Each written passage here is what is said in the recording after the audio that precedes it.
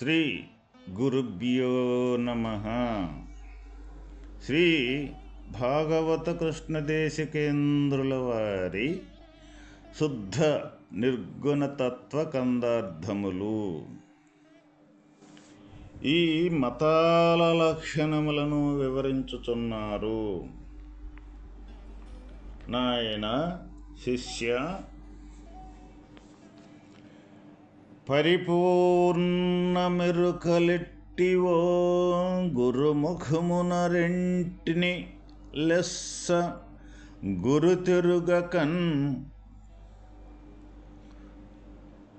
సరిపుచ్చుకొన్న మృషయని పరిశుద్ధపు బోధ ఏది పాటించి కన్నరా. శివరాముల పద్ధతి ఇదేరా. నరులు కొందరు బల్కీరెరుగాను మృంగి, నరులు కొందరు బల్కీరెరుగాను మృంగి, పరిపూర్ణమయ్యేమం చెరుగాక చెడ్డుటకై పాటించి కన్నరా. శివరాముల పద్ధతి ఇదేరా. నాయన శిష్య,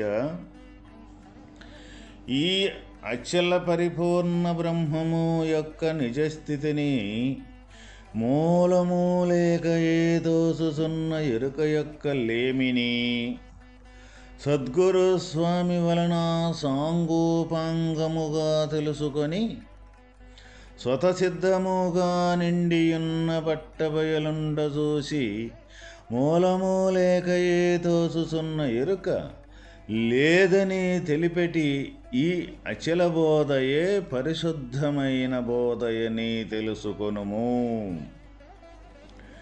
శ్రీ శివరామదీక్షితుల వారి పద్ధతి ఇదే అని గ్రహింపుము. కొందరు బూటక ప్రజలు నిజస్థితి తెలియక ఎరుక యొక్క శూన్యస్థితియే పరిపూర్ణమని పలుకుచూ ఉందురు. ఇట్లు చెప్పుట వలన వారు తప్పక జననవరణ సంసారము నందే పుట్టుచూ గిట్టుచూ తిరుగాడుచూ ఉంటారు. ఆయన శిష్య, ఈ అచల పరిపూర్ణ బ్రహ్మము యొక్క నిజస్థితిని మూలము లేక ఏదో చూచున్న ఎరుక యొక్క లేమిని సద్గురు స్వామి వలన సాంగోపాంగముగా తెలుసుకొని స్వతసిద్ధముగా నిండియున్న బట్టబయలులో ఉండచూసి మూలము లేక ఏదో చూచున్న ఎరుక లేదని తెలిపెడి ఈ అచల బోధయే పరిశుద్ధమైన బోధ. ఏదైతే అచల పరిపూర్ణము యొక్క నిజస్థితి ఏదైతే ఉన్నదో ఆ స్థితిని ఈ మూలమంటూ లేకుండా గుర్తెరుగుతూ ఉండ ఏ జ్ఞానస్వరూపమైన ఎరుకైతే ఉన్నదో ఆ ఎరుక యొక్క స్థితిని, ఈ ఎరుక యొక్క లేమిని, ఆ స్వతసిద్ధముగా ఉండయున్న బట్టబయలు యొక్క నిజస్థితిని, ఈ రెండింటిని ఎవరైతే సద్గురు మూర్తి యొక్క స్వరూపము ఏ గురుస్వరూపమైతే ఉన్నదో వారి వలన సంపూర్ణంగా అంటే సాంగోపాంగంగా తెలుసుకొని స్వతసిద్ధముగా నిండి ఉన్న వట్టబయలను ఉండజూసి ఈ మూలము లేక ఏ తోచుచున్న ఎరుకు లేదని తెలిపెడి ఈ అచల బోధయే పరిశుద్ధమైన బోధ. ఈ రెండింటినీ సంపూర్ణంగా తెలుసుకున్న ఏ పెద్దలు గురువులు మహాత్ములైతే ఉన్నారో వారి వలన ఈ అచల పరిపూర్ణాన్ని తెలుసుకొని తర్వాత ఈ అచల పరిపూర్ణాన్ని కూడా గుర్తిరిగే ఎరుక యొక్క నిజస్థితిని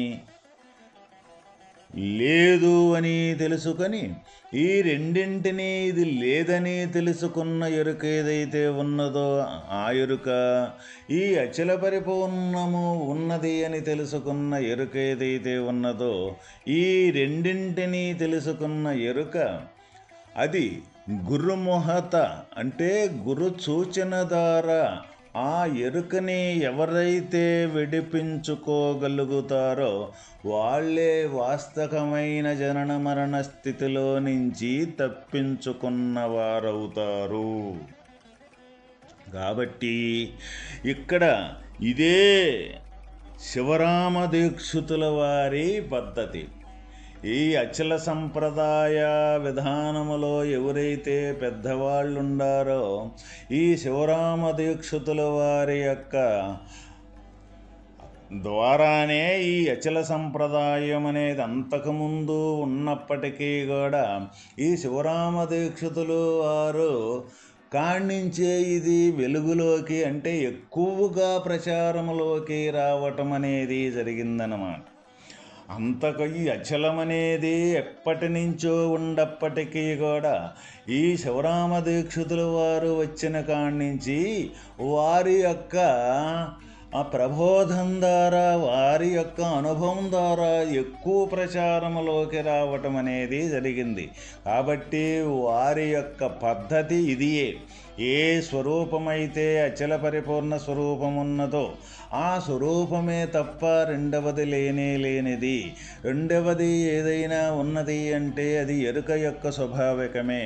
ఆ ఎరుక యొక్క స్వాభావికము కూడా ఈ అచల పరిపూర్ణాన్ని తెలుసుకొని ఆ తెలుసుకున్న ఎరుకను కూడా ఎవరైతే తీసి వేసుకోగలుగుతారో దాన్ని లేకుండా లేదు అని నిశ్చయించి లేకుండా చేసుకోగలుగుతారో వాళ్ళే అచల పరిపూర్ణులు అని అది తెలిసిన మహనీయులు పెద్దల ద్వారా సంపూర్ణంగా సాంగోపాంగంగా తెలుసుకొని వారి సూచన ద్వారా గుర్తెరిగి ఏ శిష్యుడైతే ఉంటాడో ఆ శిష్యుడు అటువంటి అచల స్థితిని పొందినప్పుడే ఇక్కడ ఈ జనన మరణాలనే స్థితిలో నుంచి తప్పించుకోవటం అనేది జరుగుద్ది.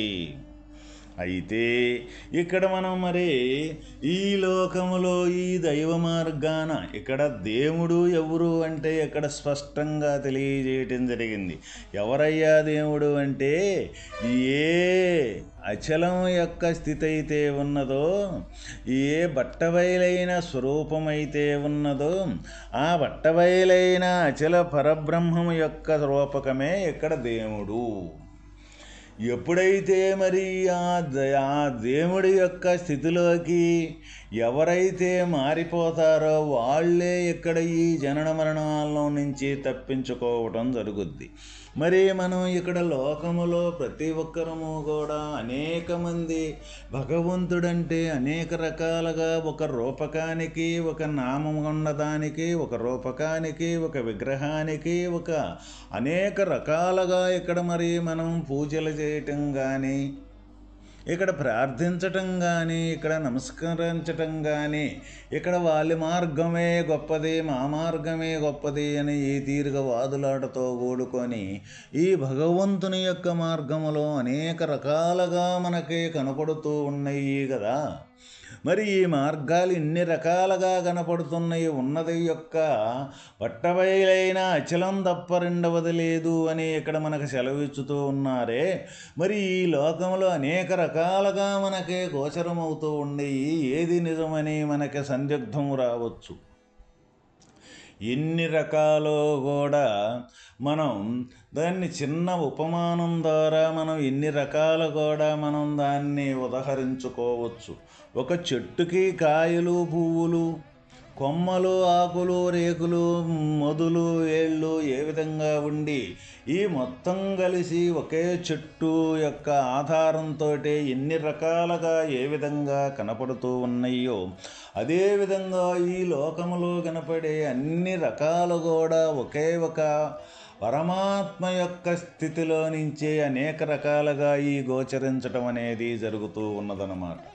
అయితే ఎవరు ఏ విధానాన్ని నమ్ముకుంటారో ఆ విధానం ద్వారా ఇక్కడ వాస్తవమైన పరమాత్మ స్థితికి చేరుకోవచ్చు. వారి వారి భక్తి ఏదైతే ఉందో వారి భక్తి యొక్క విధానంతో భగవంతుని మీద భక్తితోటి ఆ మార్గాన మనం చేరుకోవచ్చు. ఎందుకంటే ఇక్కడ ఉన్నది ఒకే చెట్టు. అంటే ఏమి చెట్టు? అది అచల పరిపూర్ణం అనే చెట్టు. అక్కడ సహజ సిద్ధముగా ఉన్నది. ఆ సహజ సిద్ధములో నుంచి కల్పింపబడ్డ ఏదైతే ఉన్నదో అది లేదు అనే నిశ్చయం చేసుకుంటే ఇక ఉన్నదాన్ని ఎవరు తీసివేసేదానికి లేదనేదానికి, ఉన్నదో లేదు అని అనుమానించేదానికి లేకుండా సర్వవ్యాపకంగా సహజ సిద్ధముగా ఉన్న స్వరూపమే ఇక్కడ భగవంతుని యొక్క అచల బ్రహ్మము యొక్క స్థితి. మరి అట్లానే దీనికి కొమ్మలు, ఆకులు, పువ్వులు, రేకులు ఇవన్నీ కూడా ఎన్ని రకాలుగా ఎక్కడి నుంచి గోచరమవుతూ ఉన్నాయి అంటే ఈ ఎరుక యొక్క స్వాభావికంతో ఎరుక లేకనే ఉన్నట్టుగా కల్పింపబడి ఇన్ని రకాలుగా తయారు చేసుకున్న యొక్క ఎరుక లక్షణాలే ఇవన్నీ కూడా ఈ మతాల వారిగా ఎన్ని రకాలుగా దేవుణ్ణని కల్పించుకోవటం. అయితే అది అవసరమో లేదా, వాటిని మనం మరి పూజించకూడదా అని మనకు చాలామందికి అనుమానం రావచ్చు. అయితే మొట్టమొదట మనకి లోక వ్యవహారములో ప్రయాణం చేసే మన మనస్సు ఏదైతే ఉన్నదో ఈ లోక వ్యవహారములో ప్రయాణం చేసే కన్నా భగవంతుడు అంటూ ఒకడున్నాడు.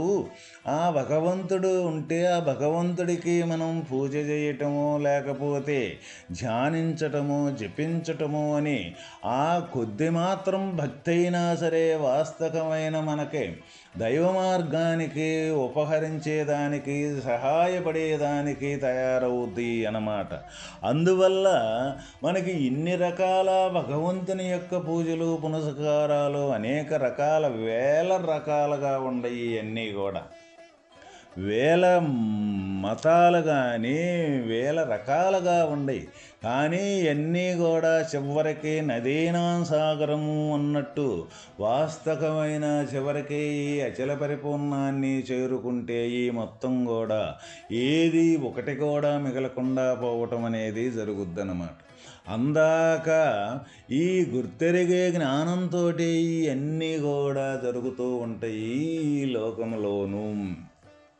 కాబట్టి ఇక్కడ ప్రతి ఒక్కరము కూడా సంశయము అంటూ లేకుండా సంశయరహితం అయ్యే యొక్క స్థితి ఏదైతే ఉన్నదో అదే ఇక్కడ అచల పరిపూర్ణం యొక్క స్థితి. ఇది మన ఈ దేహంలోనే మనం 3 కాలాలనే కానీ మనం కానీ గట్టిగా కానీ ఇక్కడ విమర్శించుకున్నట్లయితే ఆ సాధనే మనకే వాస్తవమైన స్థితికి చేరుకోగలదు. ఏమిటిది ఆ 3 సాధనలు అంటే? 3 అంటే మనకి ఈ ఏదైతే ఉందో మనకి ముందు మనకి రాబోయే యొక్క కాలం ఏదైతే ఉందో దానిని మనకి రాబోయే కాలాన్నించి మన మనస్సు నిరంతరము వర్ణన చేసి దానికి సంబంధించిన విధానాన్ని తోడు చేసుకోవటం ఏదైతే ఉందో అది ఫ్యూచరు అంటాం. అంటే భవిష్యత్తు కాలము అంటాం. ఇక రెండవది ఈ భూతకాలము ఏదైతే ఉన్నదో ఇది మొత్తం జరిగిపోయిన విషయాల్ని నిరంతరం చింతన చేయటం ఏదైతే ఉన్నదో దాన్ని భూతకాలము అంటాం. ఈ భూతకాలము కానీ ఈ భవిష్యత్తు కాలము కానీ ఇక్కడ ఈ వర్తమాన కాలము ఏదైతే ఉన్నదో ఈ వర్తమాన కాలం అనేది ప్రజెంటులో వర్తమానము నుంచే మనం ఈ భూతకాలానికి ఏమేమి జరిగినాయో ఈ మొత్తం ఇటువంటి కర్మ అనేది మనం చేస్తూ ఉంటాము. అయితే అదేవిధంగా ఈ భవిష్యత్తు ఏదైతే ఉందో ఈ భవిష్యత్తులో వేసే ప్రణాళికలు ఏవైతే ఉన్నాయో ఈ ప్రణాళికలు మొత్తం కూడా ఈ వర్తమానం దగ్గర నుంచే చేయటం అనేది జరుగుతూ ఉంటుంది. అయితే ఒక్క క్షణకాలం ఇక్కడి వర్తమానం అనేది ఈ వర్తమానంలో ఎటువంటి పని లేదు. ఎందుకు అంటే ఈ వర్తమానంలో ఆగి ఉండకాడి నుంచి ఇక్కడే వర్తమానం అనేది ఎప్పుడు ఖాళీగానే ఉన్నదన్నమాట. ఎప్పుడు కర్మ అంటూ ఇక్కడ ఏమీ లేదు. అయితే కర్మ ఎక్కడి నుంచి తయారవుతూ ఉన్నది? ఏదైతే భవిష్యత్తును గురించి మనం కదలిక అనేది మనసు జరుగుతూ ఉన్నదో ఆ భవిష్యత్తుకు సంబంధించిన ప్రణాళికలు ఏవైతే వేయండు ఈ కర్మగా మనకు తయారవుతూ ఉండయి. అదేవిధంగా ఈ భూతకాలానికి సంబంధించిన జరిగిపోయినవి ఏవైతే ఉన్నాయో దానికి సంబంధించిన కర్మ తయారవుతూ ఉన్నాయి. ఎక్కడికొచ్చి ఆగుతూ ఉన్నాయి అంటే వర్తమానం కాడకొచ్చి ఆగుతూ ఉన్నది. ఈ వర్తమానం కాడ ఎవరైతే ఉండగలుగుతారో ఈ వర్తమానమే ఈ భూతకాలానికి కానీ ఈ భవిష్యత్తు కాలానికి కానీ మూలమై ఉందన్నమాట. అంటే వర్తమానంలో అంటూ ఏ కర్మ లేదు, ఏమీ లేదు. అదే వాస్తవమైన జ్ఞానస్థితి. ఎవరైతే ఈ వర్తమానాన్నే బేస్ చేసుకొని ఈ భూతకాలానికి సంబంధించిన విషయాలను వర్ణించేది కూడా వర్తమానాన్ని అనుసరించి కానీ సాధన కానీ మనం చేసినట్లయితే అక్కడ ఈ భూతకాలం అంటూ ప్రత్యేకత కర్మంటూ లేకుండా ఇక్కడ సహజ సిద్ధంగా ఉండ ఏ జ్ఞానస్వరూపమైతే ఉన్నదో ఆ జ్ఞానస్వరూపంగానే ఈ వర్తమానం అనేది ఈ భూతకాలం అనేది మారిపోవటం జరుగుద్ది. అదేవిధంగా ఈ భవిష్యత్తు కాలం కూడా చేసే క్రియ ఏదైతే ఉన్నదో అది కూడా ఈ వర్తమానం యొక్క జ్ఞాన రూపకంతో కానీ మన రోజు ఈ సాధన కానీ మనం చేసినట్లయితే తప్పనిసరిగా వాస్తవకంగా ఈ ప్రపంచం మొత్తం కూడా ఈ జ్ఞానస్వరూపం తప్ప అంటే ఈ బ్రహ్మస్థితి తప్ప రెండవది లేదు అన్న విషయం అనేది అనుభవం అనేది తటస్థించటం తయారవడం అనేది జరుగుద్ది. కాబట్టి అటువంటి సాధన ఏదైతే ఉన్నదో అది సూక్ష్మంగా మనసుతోటి ఈ నిరంతరం ఈ భూత భవిష్యత్తు వర్తమాన మూడు కాలాలు ఏవైతే ఉన్నాయో అక్కడ నిరంతరం వర్తమానంలో ఉండగలిగిన వాడే ఇక్కడ వాస్తవమైన ఎరుక జ్ఞానంలో ఉండగలిగిన సాధకుడు. కాబట్టి ఆ విధంగా అటువంటి సాధన ఏదైతే ఉందో తనకు తానుగా తనలోనే సాధన స్వరూపాన్ని తెలుసుకొని సర్వం అంతకంటే వేరే లేదని అనే జ్ఞానంతో నిలబడగలిగిన వాడే వాస్తవమైన ఈ బ్రహ్మము యొక్క స్థితిని తెలుసుకున్నవాడవుతాడు. ఓం తస్సత్.